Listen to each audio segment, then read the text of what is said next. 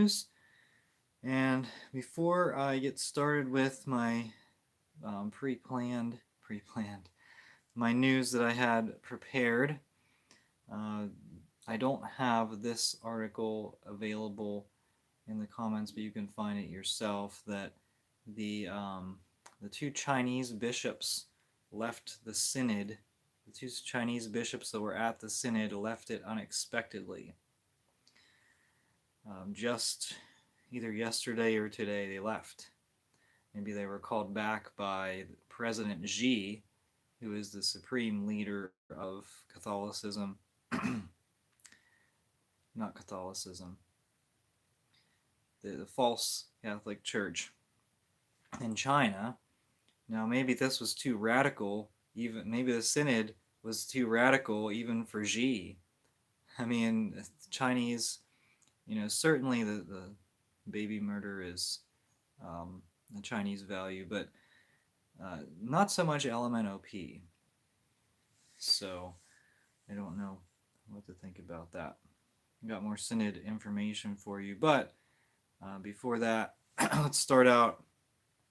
Bishop Thomas Zinkula of the Diocese of Davenport, Iowa, promulgated new LMNOP guidance on October the 4th, 2 weeks before he is set to depart from the diocese to begin his new role as the Archbishop of Dubuque. How do you even say that? Dubuque, Iowa. I feel really stupid because I don't know how to pronounce that. On October 18th. So he promulgated this LMNOP supportive guidance 2 weeks before he's advancing up the ranks. But you know what? That's why he's advancing up the ranks, because he supports the LMNOP stuff. Nonsense. According to the guidance, the diocesan pastoral approach is to show respect for the dignity of all people, acknowledge people and their difficult circumstances, listen for greater understanding, involve others in the decision-making process, and work with individuals, families, and caretakers on a case-by-case basis. So they're not saying, LMNOP pronouns or any of this nonsense. No, they're saying, we need to take it on a case-by-case basis. Well, that's where the heresy starts. In adherence to a case-by-case approach, the guidance states that one of the principles is making reasonable and appropriate accommodations when possible. When possible. When's it possible? Well, whenever they want it to be possible, and so they're going to do it for everyone. Such accommodations, however, must coincide with church teaching, according to the bishop. He said, we clearly do not intend to bless things like LMNOP unions or approve of LMNOP acts. Not yet. Just wait. It's not going to take long for him to change that tune. He's saying that because it's safe. Once the Francis Church is outed pretty soon, then we'll have more people like Stowe. Speaking to Time magazine about the Pope's opening the door to blessings of LMNOP unions, Bishop John Stowe of Lexington, Kentucky, said, the Pope, is not saying that we should create a ritual that can be done anywhere, anytime, but that blessings can be a response to individuals or couples or groups of people who ask for a special blessing on an occasion. Oh, okay. So he's not saying that you can bless LMNOP unions, but if groups of people just so happen to be LMNOP and they want, their union blessed, then they can ask for it. It's a special occasion, a special anniversary. We can have an anniversary, the first anniversary. So this is disgusting, and this is where it's going. This is where the Francis Church is headed. LMNOP blessings. And you already have it. They're already happening.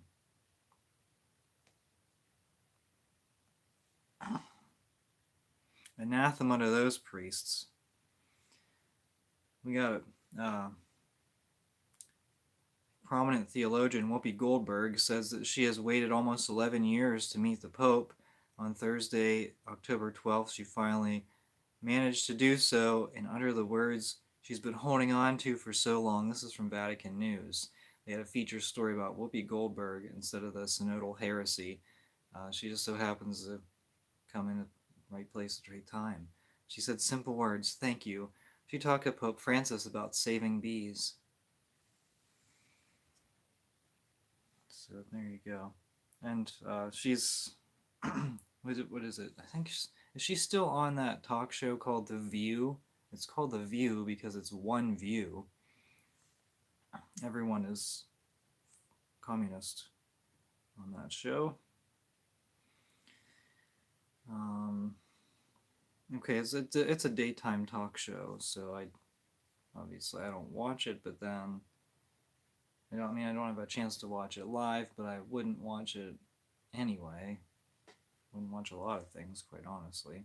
I saw this a little bit off topic. Did you see the LMNOP had or LMNOP, the NFL? It looked like they had rainbow hats. I don't know. Is that true? Is that are they supporting the rainbow? I don't know. But if they did, shame on them. And maybe not watch it if that's the case. I don't know. Maybe someone can confirm.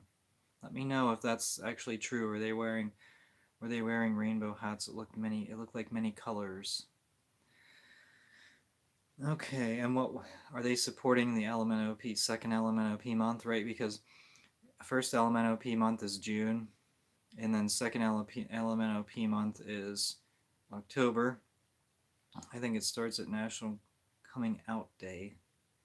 I know it's disgusting to even say, but that is in I think that was sometime last week whenever they made that day.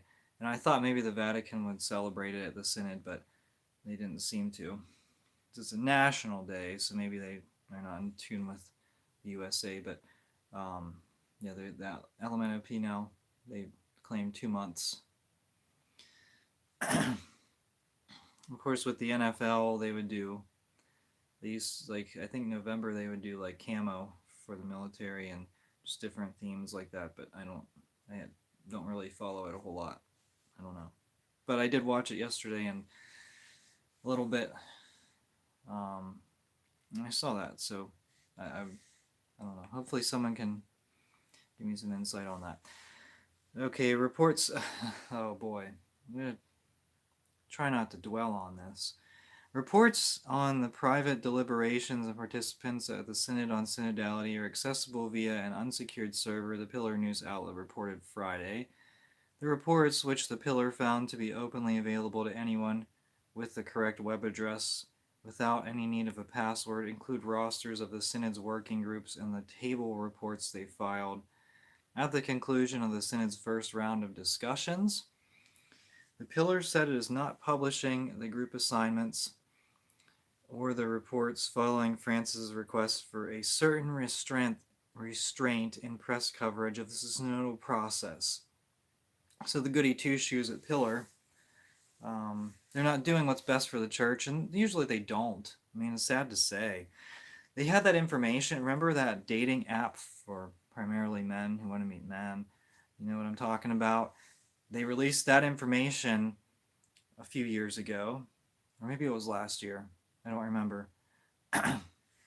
But they did get Monsignor Bransfield kicked out of the USCCB. It wasn't Bransfield, sorry. I apologize for that. Bransfield, I think the Monsignor was related to the very corrupt bishop who was friends with McCarrick. Bransfield is not the name I'm looking for. Beryl. I think that's who it is. We call him Monsignor Grinder. Who is now a pastor in Father Altman's former diocese. So they got him kicked out of the USCCB, but oh well, it means nothing. It means nothing to these rotten, corrupt bishops. It means nothing. If you meet up with men every day for several years using this app, it means nothing. The Pillar didn't follow through. They released information there were 30 hotspots in Newark, New Jersey, the Archdiocese of Newark, that's Nighty Night Tobin's Archdiocese, did they find location at the rectory of the cathedral? They didn't say, and that was it. And they went quietly into the night because people cried about it.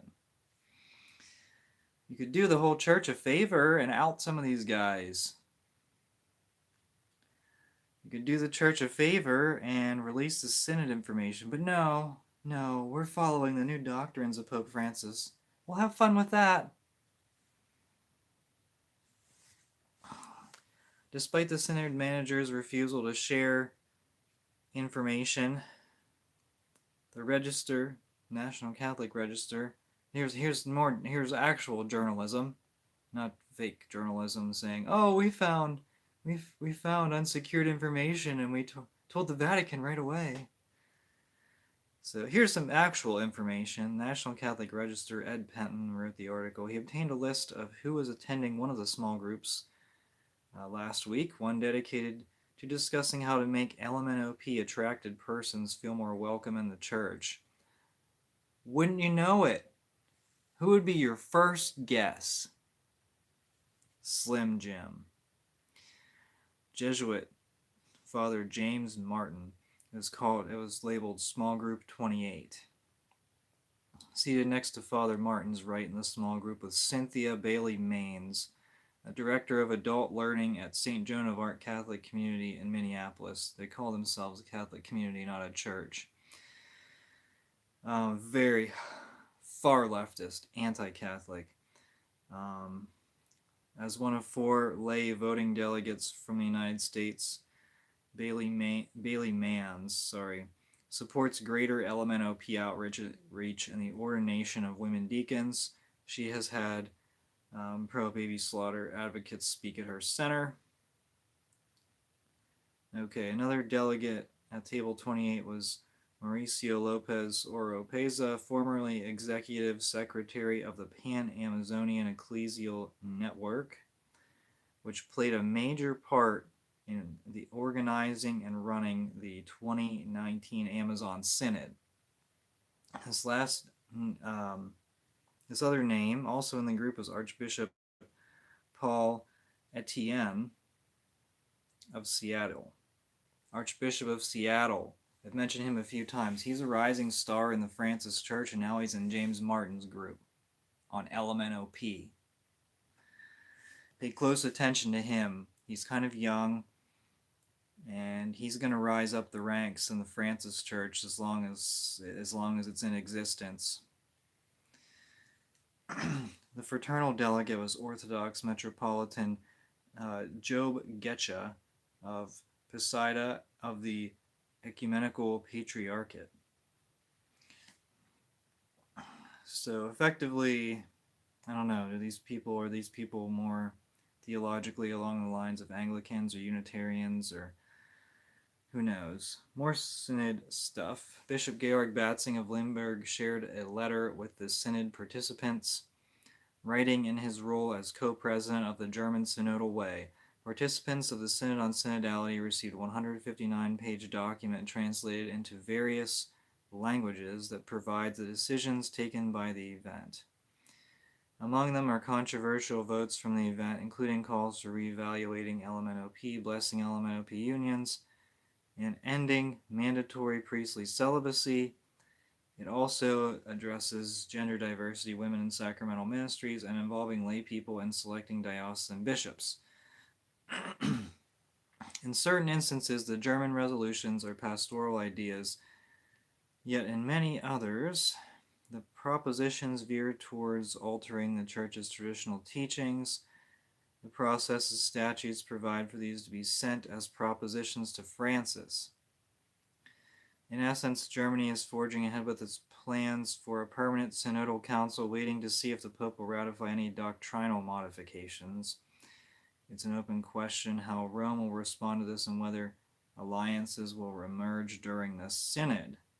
I'm thinking they will.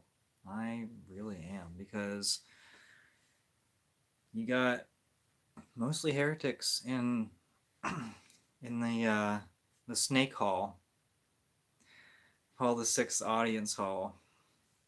You see, it looks like a snake. If you haven't seen it, take a look. Kind of creepy, inside and outside. And the inside looks like you're staring into a snake's eyes, and the outside looks like a snake's head. Pretty creepy. Was it intentional? Was it intentionally designed to be like that? Anyway, this synod, this German effort here. So they passed out documents. They passed out their German synod propaganda to the synod participants. So I don't imagine that a lot of people would change their mind either way, but they're trying. These Germans are trying, and they're really trying to. They're trying to evangelize the gospel of LMNOP and degeneracy and everything that the Catholic Church opposes. All right, so in the big news, and probably the reason you guys tuned in, is because Bishop Bernard Tissier de Malarace of the SSPX did confirmations and said Mass in a Novus Ordo church on Saturday, October 14th, with the local bishops in Rome's permission. All Souls Church, presumably, All Souls Church in Sanford, Florida. It's the Diocese of Orlando, and the bishop there is Bishop John Noonan, age 72. And usually the younger bishops are the ones who are maybe a little more open to tradition. This bishop is close to retirement age, but apparently he doesn't care. And this is really significant. So, to anyone who says that the SSPX are schismatics, well, guess what? One of their bishops just did confirmation, alt-right confirmation, in a Novus Ordo church, and he wouldn't have done that without permission from the bishop. In the Novus Ordo church, the priest, it's a dual rite parish. You have the Novus Ordo and the Latin Mass. I believe it's a diocesan shrine. So the priest that's assigned to that parish, he was present for the confirmations. Did I say ordinations or confirmations? I don't know. It's confirmations. Sorry, guys, if I made that mistake. Hard to rewind the video. I mean, I can't. It's impossible to rewind the video and see what I said. But it's all right. Confirmations. But this Novus Ordo, this priest who says two rites of the Mass, the Novus Ordo and the Latin Mass. This priest was present, and on the parish's website, because at first, you see something on Twitter and you just want to make sure that it's, make sure to double check before you report on it. For some of this stuff on Twitter, you just never know. But I went to the parish's website, and on their calendar, they had listed SSPX or SSPX confirmations.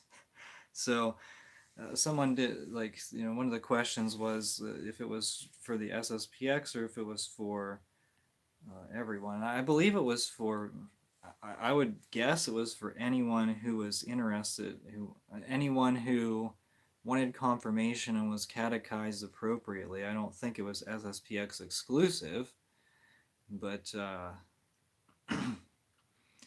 but that's where we're at. So anyway, anyone who says that the SSPX are schismatic, well, apparently Bishop John Noonan doesn't buy that. So you can go call someone else schismatic. Who are the biggest violators of that? Who are the biggest, who are big critics of the SSPX? I don't know. But that's something to kind of, that people,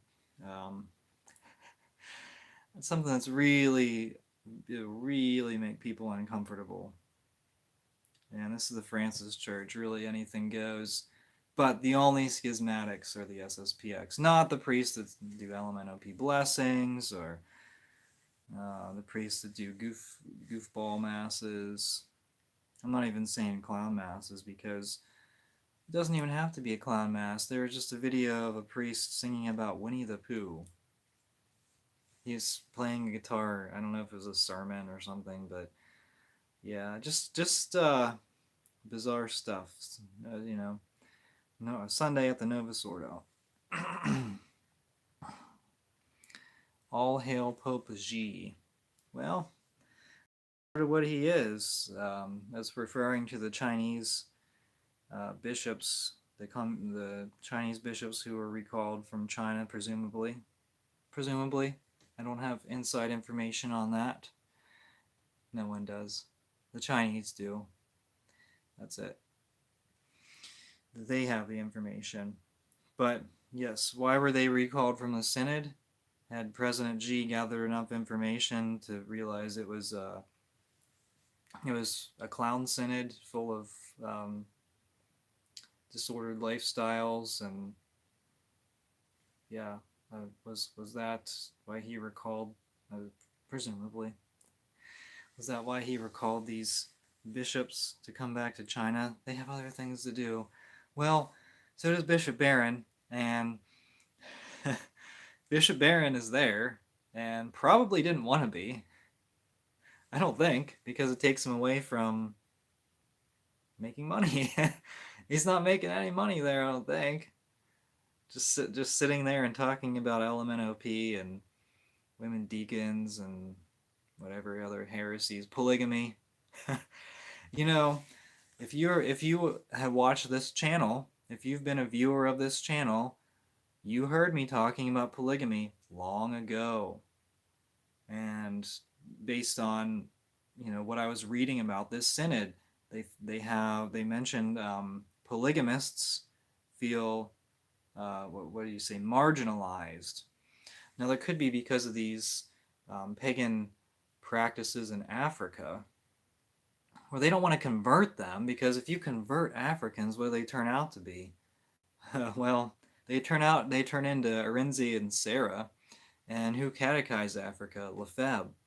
And so they want to catechize them with the new evangelization of Vatican II, so that you can maintain your lifestyles. But what is the purpose of, mentioning polygamists feel marginalized? What is the purpose? I just wonder if it has to do with rationalizing LMNOP relationships, and how you can have multiple people in LMNOP relationships, like multiple, more than two. Anyway, I don't know. I don't really want to go down that road too far. That's let's go to Robert Frost's Path Less Traveled. I'd rather take that one, not the not the other road where I was going. Oh, thanks for joining, Kansas City Royals fan. I didn't even see your comment. Wasn't Stowe the one that refused to support the boys from Covington School? Yes. Well, he wasn't the bishop of Covington, but he was very critical of the boys. He was like the Covington bishop refused to support the boys, but Stowe was the most vocal critic of them, because Stowe wasn't a fan of Trump. Is he? But is he a fan of the current resident of the White House? That's a good question. Of course, I mean, Biden, he's basically the model Catholic for the synodalists. He's the ideal Catholic because he supports slaughter of the unborn. He goes to a Jesuit church. He officiated an LMNOP wedding. Wedding, in quotes. So, what else do you want? Okay, so that's it for the news for this week. I'm I'm thinking with this synod, it really seems like people are getting burned out.